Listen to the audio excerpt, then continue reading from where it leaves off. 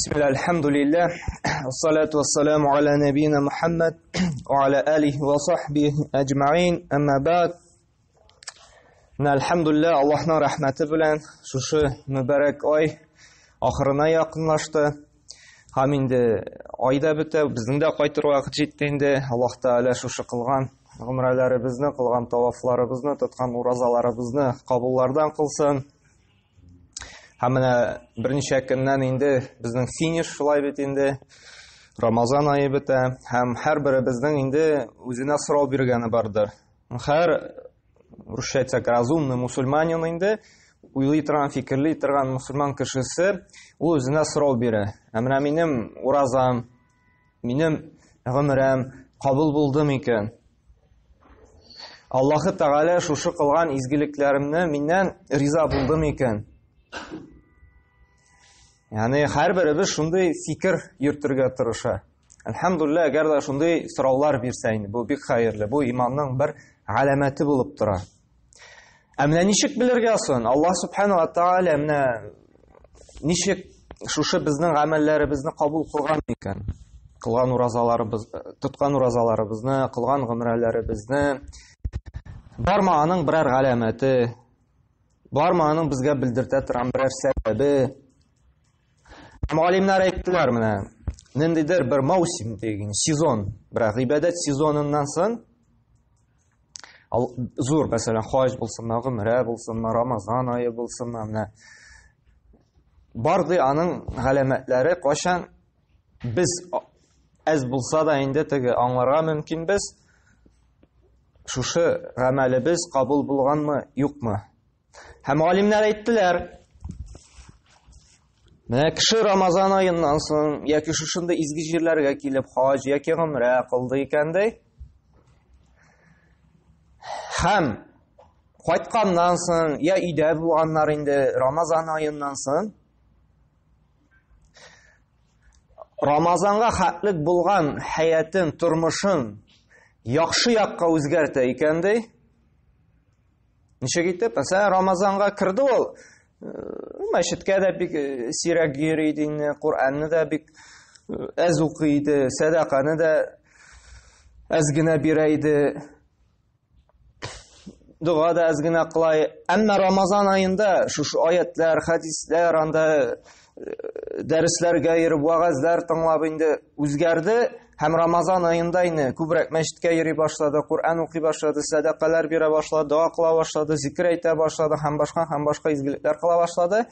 Hem Ramazan ayından sonra şuşu amellerini devam eteyken, şulay meşitke yeri, şulay Kur'an okuy, dua kıla, zikir ete, sadaka bire, kişilerin muhtajlığını kaplay, kişilerin halini jengileyte. Alimler aytadi, şu izgiligin Ramazan ayından sonra devam eteykendi. Elhamdülillah de şatlandı. Bu bir alamet bulup tura. Allah subhanahu wa ta'ala senin şu amellerini riza bulgan kabul etugedi. Çünkü de dalil bulup tura, izgi amellerinin indi şu kabul buluğuna, şu izgi amellerimiz devamlılık bulunda Peygamberimiz sallallahu aleyhi ve sellem'nin hadisleri. Hem biz alarını indi okup giteriz. Hemine Ramazan kaybirevlerinin bir Ramazan ayında Allah'ını iske düşürede, Ramazan'dan sonra Allah Teala'nı unutar. Bir şundaylar da aramızda. Kur'an'ı okuyor Ramazan ayında, sadakanı bir Ramazan ayında, meşitke yeriyor Ramazan ayında. Bu zor kimçilik. Çünkü Allah subhanahu wa ta'alaga ibadet kılmıyorlar Ramazan ayındağına. Allah da her daim, her vakitte, her saatte ibadet kılıyorlar. Çünkü Allah subhanahu wa ta'ala rızıkını, selametlikni, havasını Ramazan ayındağına bir mi bit? Her vakitte de birip durar. Şuna göre her vakitte de şükür etip, ona tabınırga, buysınırga ibadet kılırga gerek. Mine Peygamber sallallahu aleyhi ve sellem sünnetine karasak, Müslim jiyintinde keletiren hadiste kana Rasulullah sallallahu aleyhi ve sellem iza amala amalan asbatahu di. Peygamber sallallahu aleyhi ve sellem birer amelini işlese de ulanı asbata, yani nığıtıp koyaydı.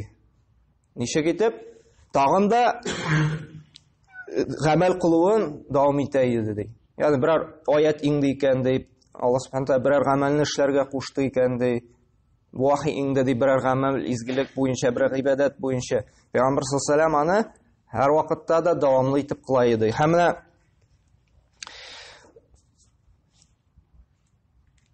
шушы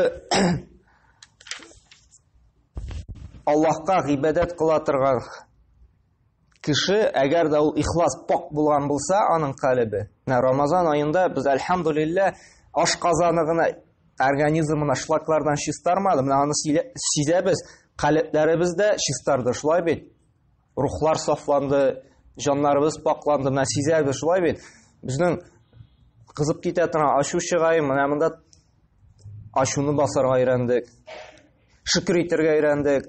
Сабырлыкка әзрәк кенә булса да үзебезне тәрбияләдек. Менә сизәбез, рухи яктан без тәрбияләндек. Һәр кеше моны үзендә сизә. Монда бөтен кеше әйтә, монда икенче икән ди, җанга шундый рәхәт ди, менә үзгәрдем ди. Анда сәламәтлек ягыннан сүз дә юк инде, әлхәмдүлилләh, теге шлаклардан анда организм ял итте инде. Һәм рухи яктан да без чистардык. Һәм менә шушы рухи чисталык безнең Рамазаннан соң бар икән, без тагын да Рамазаннан соң дәвам итәсебез килә икән, ураза тотырга, Куръан укырга, Аллаһка гыйбадат кылырга. Һәм Рамазан аенда ничек менә Аллаһның аятларын ишетеп, Аллаһны зикр итеп, калпләр тетрәнә икән, уйланабыз икән, әлхәмдүлилләh, бу бик яхшы галәмәт булып тора. Аллаһ Субхаһу тәала шушы безнең изгелекләребезне кабул итүгә. Чөнки менә бу калп, күңел Аллаһка тарту, Аллаһны ярату, гыйбадатны арттыру, ул мөмин мөселманнарның бер сыйфаты булып тора. Һәм гомумән Рамазан аенда гына түгел, һәр вакытта да Аллаһны зикр итеп, Аллаһ турында сөйләнсә, безнең калпләр селкенергә тиеш. Фикерләр, башлар уйларга тиеш Аллаһ Субханаһу ва Тааля турында. Чөнки кемнәрдә, шын мөминнәрдә Әл-Хадж сүрәсенең менә 35-нче аятында әйтә, "Әлләзина" ди, кайсылары ди. Ягъни монда инде Җәннәт әһелләре, мусульманнар турында бара. "Иза зукираллаһу", әгәр дә Аллаһны зикр итсәләр ди, Куръан укып манда тәсбих, тәхмид, тәһлил әйтепме, намаз укыпмы, таваф кылыпмы, гумра кылыпмы, хаҗ кылыпмы, һәм башка изге гамәлләр кылып Аллаһны зикр итсәләр ди, "Ваҗилат кулубухум" ди. Ягъни калпләре ди тетрәнә ди, ягъни хушуклык белән тула ди. والصابرين على ما أصابهم والمقيم الصلاة ومما رزقناهم ينفقون. Беренчесе шушы мөминнең сыйфатлары ди. Бу һәр вакытта да Рамазан аенда гына түгел. Шушы калпләре, менә монда да намаз укыганда бит имамнар артыннан күңел тулай. Шунхатлык теге матур укыйлар, теге бигрәк тә кем аятның мәгънәләрен аңлый, шунхатлык теге эшкә үтеп керә, күңелең туа. Шулай бит. Кемнәрнең менә шу Аллаһны зикр иткәндә күңелләре тулса ди, тетрәнсә ди шушы иманнары ди. Һәм нәрсә ди, икенче сыйфат сабыр булсалар ди. Һәм сабыр булу ди һәр вакытта Рамазан аенда гына түгел. Сабыр булу нәрсә?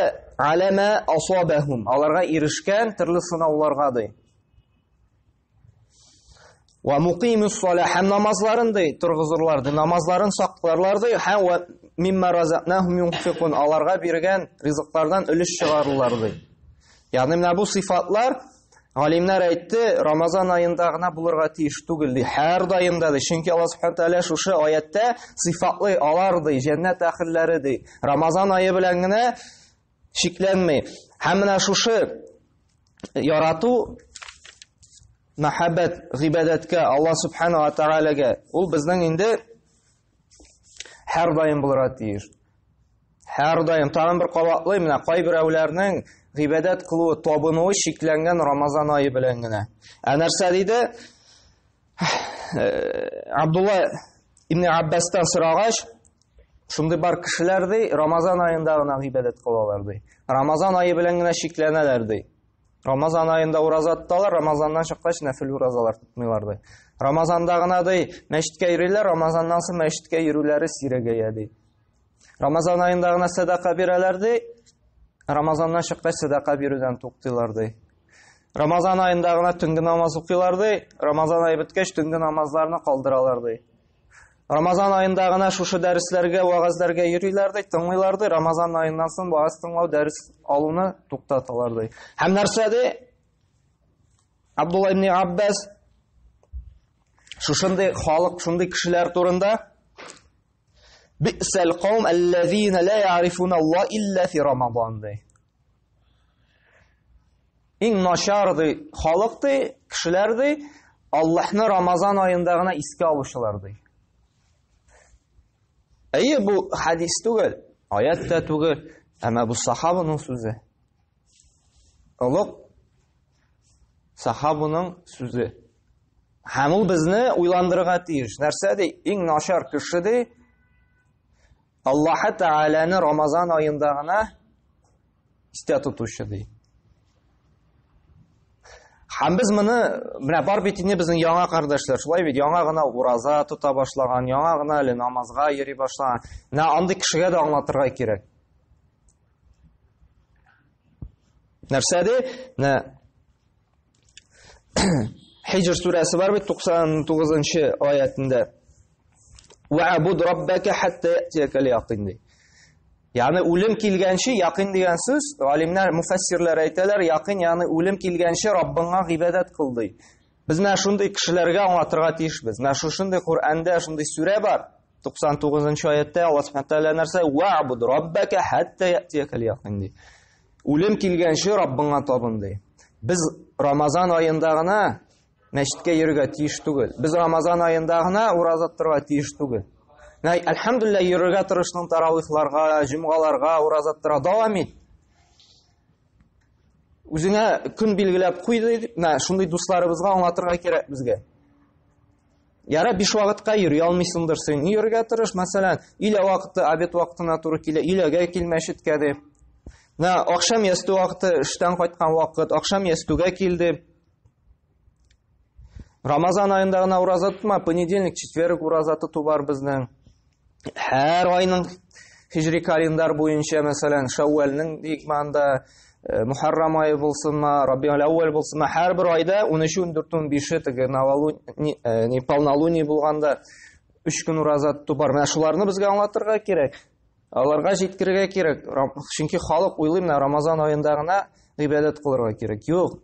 Аллаһ Тәгалә тере һәм мәңгелек. Һәр даим гыйбадат кылырга кирәк. Безгә һәр даим ризык биреп тора. Чөнки бит вала тамутунна илля ва антум муслимун ди. Мусламан булмыйчы ди, Аллаһ хузурына күчмәгез ди. Ә мусламан ул һәр вакытта да Аллаһка табынучы, һәр вакытта да изгелеккә омтылучы, һәр вакытта да Аллаһтан истә тотучы кеше. Рамазан айы белән генә чикләнә торган кеше түгел. Шуңа күрә без менә халыкка җиткерергә тиешбез. Менә шушы намазлар Рамазан айында гына ураза тотулар түгел. Төнге намазларда безнең нәрсә дәвам итә. Шулай ук Пәйгамбер Муслим җыентында килә, Пәйгамбер саллаллаху алейһи ва сәлләм афдалус салат бәъдә фарида салатул лейл ди. Фарыздан кала ди, иң фазилатлы, иң өстен намаз төнге намаз ди. Без таравих укыйбыз, шулай ит, кыямул лейл укыйбыз. Алар бөтенсе шушы төнге намазга керә. Һәм шикләнмәйк шушы Рамазанда гына төнге намазлар белән. Хәзер мәсәлән җәй вакыты бездә, шулай бит. Җәй вакытында безнең ясту белән иртәнге намаз вакыты бик якын. Кайбер кеше йоклап та тормый. Менә шушы якын араны укыйк. Икешәр рәкъәтендә. Салатул лейл мәсна диде. Төнге намаз икешәр диде. Пәйгамбер саллаллаху алейһи ва сәлләм. Күпме булдыралабыз анда? 2-неме, 4-неме, 8-неме? Укырга тырышыйк. Рамазан айында гына булмасын. Куръан укыдык. Кайбер кеше менә Куръанны укый да Рамазан айында ел буе ачып та карамый. Полкада тузан җыеп тора. Бу зур кимчелек. Чөнки Пәйгамбер саллаллаху алейһи ва сәлләм һәр вакытта да Куръан укырга чакырды. Сөннәт буенча ай сайын Куръанны хатым кылу. Ай сайын Куръанны укып чыгу сөннәт булып тора. Әле бик зур изге гамәлләрдән, чөнки һәр бер хәреф өчен нәрсә ди Пәйгамбер саллаллаху алейһи ва сәлләм? bir изгелек dedi. Bir изгелек 10 тапкырланады. Ягъни bir harf өчен нәрсә 10 изгелек языла диде. Менә төнге намаз турында тагын bir хадисны тотканмын. Менә кем төнге намазларны укымый, ул гафилләрдән була ди. Гафил кешедән. Хаким җыентыгында килә, Пәйгамбәр саллаллаһу алейһи әйтте бит: "Мен кара 10 аятин фи лейла лам юктаб мин ал-гафилин." Кем шушы төндә дә 10 гына аят укыса да, шушы төнге намазда инде.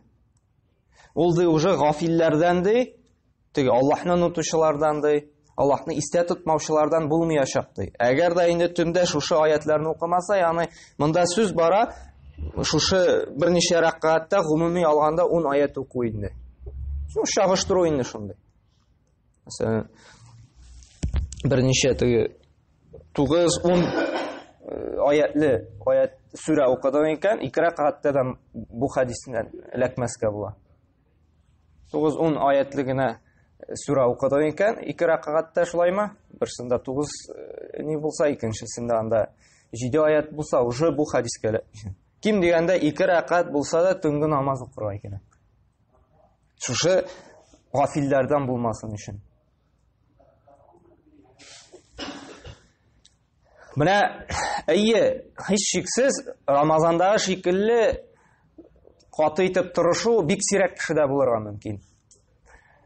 Әмма бер нәрсә бар, сез аны бөтенегез дә беләсез, Аллаһ яраты әз булса да дәвамлы гамәлне. Кайбер кешегә авыр булырга мөмкин, чөнки без монда менә ай буе, әлхәмдүлиллаһ, айга ук тулмады, 20 көн буе тордык. Монда бер эшкә барасы юк, шулай бит, монда гаилә юк, бер монда Куръанны да күбрәк укыла, мәчеткә дә озаграк утырыла, әлхәмдүлиллаһ, инде шундый мөмкинчелекләр. Өйгә кайткач бер эш белән, гаилә белән анхатлык мөмкинчелек булмаска мөмкин. Әмма бәрабер менә әз генә безнең графикта микъдар булырга тиеш Куръанга да, мәчеткә йөрүгә дә, дәрес алырга да, тәфсир укырга да. Менә шушы әз генә булсын, әмма ул һәр көнне була икән, бу гамәл күпкә сөеклерәк.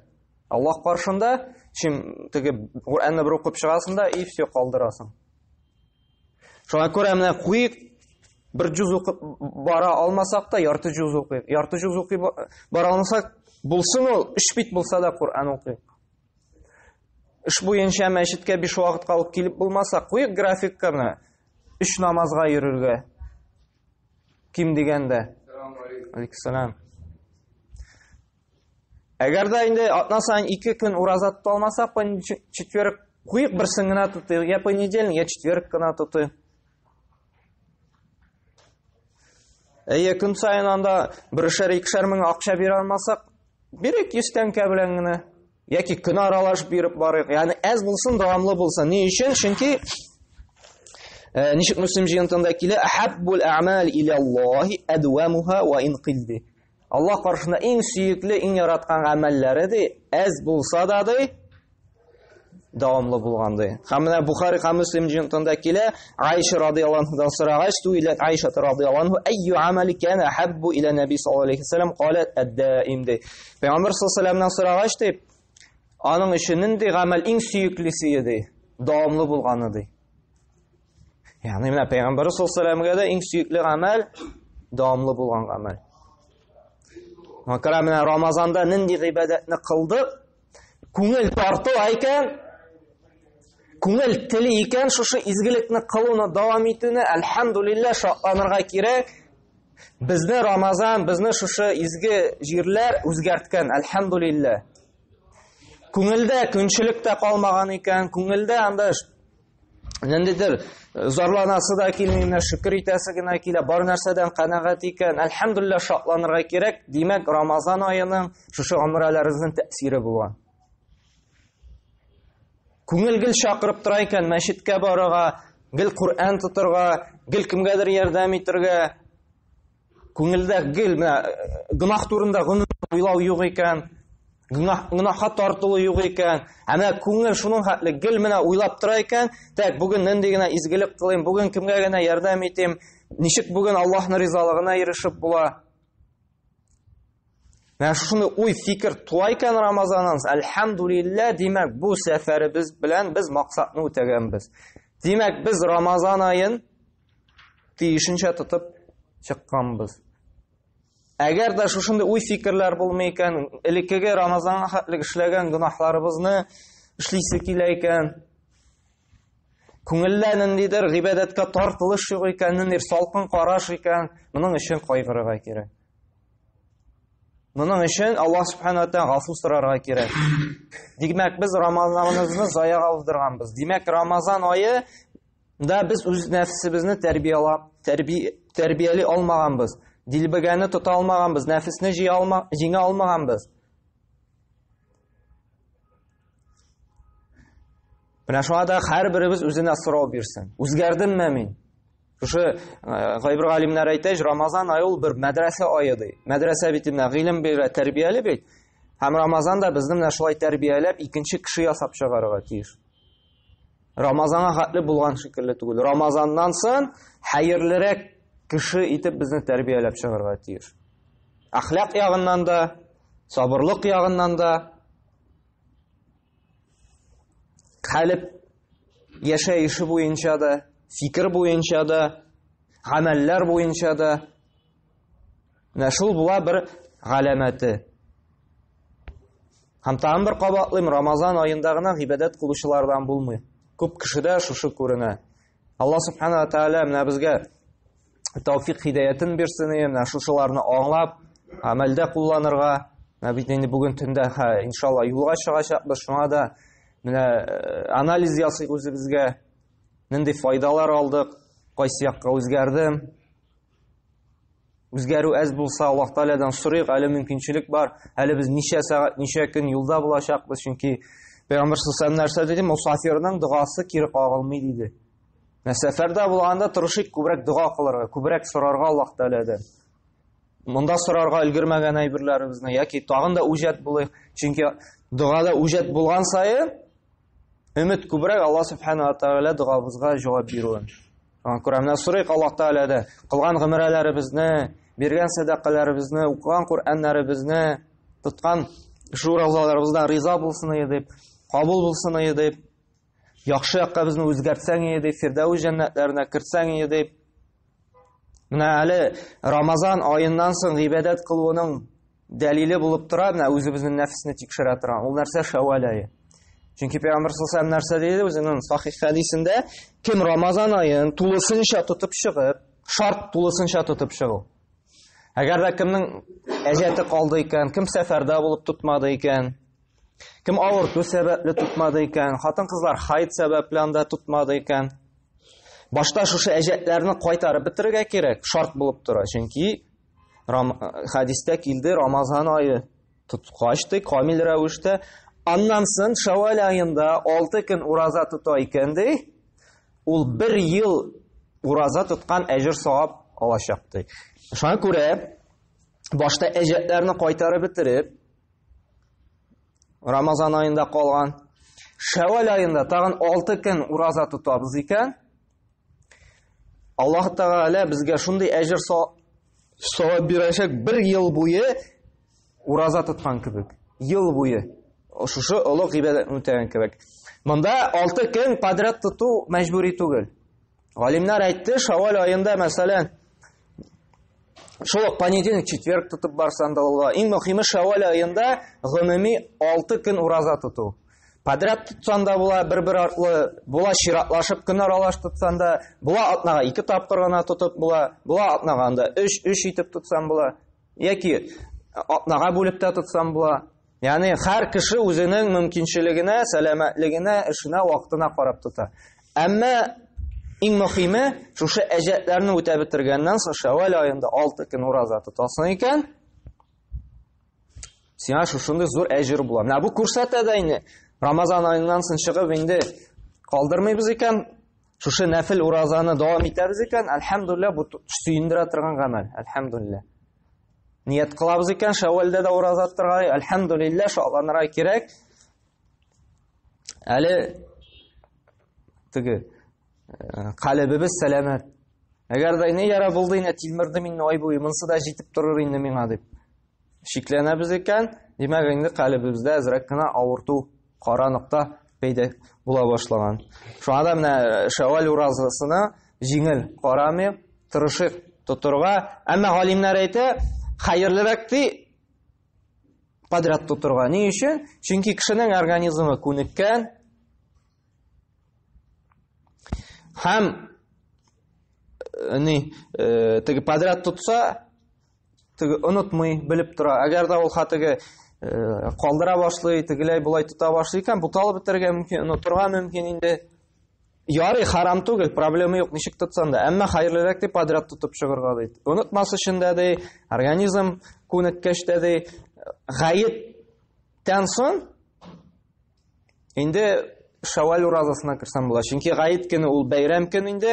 Гаеттә бит инде безнең ураза тотырга ярамый. Шуңа да менә гаит үтү белән инде бәйрәм иттең икән бер көн инде гаетне, аннан соң инде уразага керергә рөхсәт ителә. Шуңа күрә гаеттә ялгышмый, ураза торырга ярамый. Бу Пәйгамбәр саллаллаһу алейһи ва сәлләм шаклана торган, куана торган көннәрнең берсе диде. Шуңа күрә бу көнне ураза торырга ярамый диде. Һәм әле безнең тагын бер сөннәт бар. Ул да булса, кояш байыганнан соң, айны күрделәр дип әйтәләр икән. Менә бүген айны карыячаклар бит инде, хәбәрләр киләчәк. Әгәр дә бүген айны күрде дисәләр инде, шушы кояш баю белән безгә сөннәт булып тора, нишләргә? Тәкбирләр әйтергә. Кайчан хәтлек? Гаит намаз укылганча хәтлек. Теге өйдәме, мәчеттәме, нәрсә дип? Аллаһу акбар, Аллаһу акбар, ла илаһа иллаллаһ, Аллаһу акбар, Аллаһу акбар ва лиллаһил хамд дип. Аллаһу акбар, Аллаһу акбар, ла илаһа иллаллаһ, Аллаһу акбар, Аллаһу акбар ва лиллаһил хамд. Шушы тәкбирне күбрәк әйтү сөннәт булып тора. Кайчан хәтлек? Ай күрделәр дип әйтәчәкләр икән. Яки бүген күрмәсәләр инде иртәгә әйтәчәкләр инде. Иртәгә по-любому булачак инде, чөнки Рамазан юл я 29-нан, я 30-нан килә инде. Шуңа күрә менә шушы безнең Рамазан айының сөннәте күп итеп тәкбир әйтү кайчан хәтлек? Теге имам минбарга чыкканчы. Аллаһу акбар, Аллаһу акбар, ла илаһа иллаллаһ, Аллаһу акбар, Аллаһу акбар ва лиллаһил хамд күбрәк әйтү. Әйе, ул безнең Корбанда инде 3 көн әйтелә шулай бит инде. Менә хәзерге гаеттә инде Айдул Фитр дип әйтәләр инде. Ул безнең имам чыкканча, шуңа күрә инде, без инде гаит кызганычка каршы инде укый алмаска да мөмкин без, юлда булу сәбәпле инде. Шуңа күрә инде Аллаһ Тәгалә нияткә карап бирер, иншалла. Безнең бит инде ният гаетләрне монда үткәреп китү иде. Шушы менә обстоятельствлар чыгу, билетлар булмау сәбәпле инде шушындый хәл булды. Яра, каддар Аллаһ. Ва шафа'алима, Аллаһ Тәгалә тәкъдире белән нәрсә теләде шул булды. Шуңа күрә нияткә карап Аллаһ Субханаһу Тәгалә гаит әҗрендә бирер. Һәм менә өйдәгеләр булучы кардәшләргә, туганнарга теге аңлатырга, җиткерергә кирәк, шушы гаиткә барсыннар, шушы тәкбирләрне әйтсеннәр. Гаитнең тагын бер сөннәте булып тора инде. Иң яхшы чиста, тагын да әле сөннәт булып тора. Яңа кием, буларны инде кардәшләребезгә аңлатыгыз, сөйләгез, теге гаиткә барсыннар, гыссөлләнеп, чистарынып, яңа киемнәр киеп, сөннәт булып тора инде. Һәм сөннәт булып тора, гаиткә бер юл белән барсаң, икенче юлдан кайту мәчеткә шулай сөннәт булып тора инде. Шушы тәкбирне әйтеп бару сөннәт булып тора инде гамәлләрдән. Һәм бездә ул бик үтәлми. Шулай ук менә монда гаиткә калсак күререгез, гаиткә сөннәт булып тора хатын-кызларны да алып бару. Бездә ул сөннәт ничәптер кызганычка каршы үтәлми. Менә монда кем гаиттә булганы бар, монда күрәсез, хатын-кызларда бик күп итеп гаиткә килә. Һәм Пәйгамбәр саллаллаһу алейһи ва сәлләм өндәгән хатын-кызларны да гаиткә барырга. Чөнки гаиттә инде вагаз сөйләнә, хатын-кызларга да насихат кылына, ирләргә дә вагазлана, чөнки бит хатын-кыз җомгага йөрми, шулай бит. Аңа да бит инде подпитка кирәк, аз булса да теге гыйлем, теге ишетергә инде. Һәм монда гаиттә дә хатын-кызларга да насихат бирәләр, гыйлем бирәләр. Шуңа күрә сөннәт булып тора, менә хатын-кызларга да гаиткә йөрү инде. Менә бу инде кыскача гына кайбер инде гаитнең инде хөкемнәре, мәсьәләләре диек инде. Менә моны инде бездә булган кардәшләребезгә, туганнарыбызга җиткерергә кирәк. Гаит намазына барсыннар, җиңел карамасыннар, чөнки гаит намазы үтәүдә ул гыйбадәтнең бер төре булып тора. Һәм гаитне, менә бездә тагын бер кимчелек бар име? Кызганычка каршы, гаитне без гадәти бер көн генә кабул итәбез. Хәзер әзрәк үсә башлады ул бәйрәм кебек. Гаитне шундый итеп үткәрергә кирәк, менә бүтән бәйрәмнәргә караганда да өстенрәк итеп, теге истә калырлык итеп. Балаларыбыз анда яңа елны көтеп тормасын өчен, туган көннәрне көтеп тормасын өчен гаитне көтсеннәр өчен. Әти кайчан гаит була? Әти кайчан гаит җитә инде дип. Әти кайчан кыш бабай килә дип түгел. Әти кайчан минем туган көн җитә дип түгел. Ә менә гаит ул шундый ике зур бәйрәм, Аллаһ Тәгалә үзе куйган безгә бәйрәм итер өчен. Шуңа күрә менә балаларыбызны менә кайткач шатландырыйк. Әлхәмдүлилләһ, без менә Аллаһ теләсә исән сау булсак, гаиткә кайтып җитәргә тырышабыз. Менә бирик күп итеп бүләкләр. Әти-әниләребезгә, туганнарга, балаларга бәйрәм чаралары үткәрелә бит инде. Алып барык балаларыбызны шушы бәйрәм чараларына. Булмый икән, үзебез оештырыйк. Яни менә баланың күңелендә шундый әсәр калдырыйк гаиттән. Улар көтеп торсын ел сайын. Бүтән бәйрәмнәргә караганда да шушы үзебезнең мүбәрәк булган, иң сөекле, иң шатлыклы көнебезне көтеп торсыннар өчен. Җиңел карамый. Менә бүтән бәйрәмнәрне кайбер кешеләр шундый зурлап үткәрә, салютлар алганда, бүләкләр күп итеп ала, баланың күңелендә шундый әсәр кала, бер сорап тора. Кайсан шушы бәйрәм. Әмма гаит булай гына коймак белән чәй эчә дә бетте, шуның белән дальше эшкә китә. Юк. Гаит ул гаилә белән зурлап бу көнне табигатькә чыгып, анда җыелышып, кардәшләр белән төрле уеннар оештырып, бүләкләр бирә торган көн. Күрә тырышыйк, нишләргә, йөрешергә, туганнарга барыйк, хәлен белик, бүләкләр бирик. Әгәр дә өлгермибез икән инде менә ял көннәрендә барыйк гаит хөрмәтеннән дип. Әмма баланың күңелендә, бигрәк тә аныкларыбызда истә калырлык. Бүләкләрне дә зурын яхшысын бирик. Бер-ике конфет белән шоколад кына түгел, тагын да зуррак, кирәклерәк бүләкләр бирик. Истә калырлык итеп үткәрик. Балаларыбызны сорап торсыннар өчен ел буе. Әти, әни кайчан гаит җитә дип, кайчан бәйрәм ясыйбыз дип. Балаларыбыз мондый әзерләнсен, йортларыбызны бейек, чөнки галимнәр әйтә, бу гаиткә йортларны бизәүдән берни проблема да юк. Шуңа күрә бизик йортларны гаит көнендә. Менә бу бәйрәм рухы сизелсен гаиләдә. Әгәр дә без үз бәйрәмебезне бәйрәм итеп күтәрә алмыйбыз икән, үстерә алмыйбыз икән, күрсәтә алмыйбыз икән, моны бүтән кеше эшләмәячәк. Бүтән бәйрәмнәр ничек итеп зурлыйлар, күтәрәләр, шулай бит. Гаит бәйрәм бит алай күтәрелми. Шуңа күрә менә без үзебез башларга тиешбез, шушы бәйрәмне хөрмәт итәргә, үстерергә, күрсәтергә, гаитне дә шулай матур итеп үткәреп булганын. Аллаһ Субханаһу ва Тааля безгә менә тәүфик хидаят бирсен.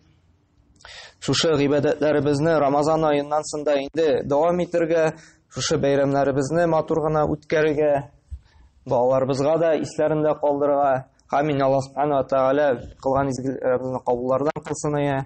Рамазан аенда гына зикр итеп гыйбадәт кылучылардан булмасын. Һәр вакытта да үлгәнчә хәтлек, Раббыбызның хузурына күчкәнчә хәтлек, Аллаһка гыйбадәт кылырга насыйп әйләп, фирдәүс җәннәтләренә керергә насыйп әйләсен. Субханакаллаһу бихамди, ашһаду ан ла илаһа илля ант, ва астагфирука ва атубу илейк.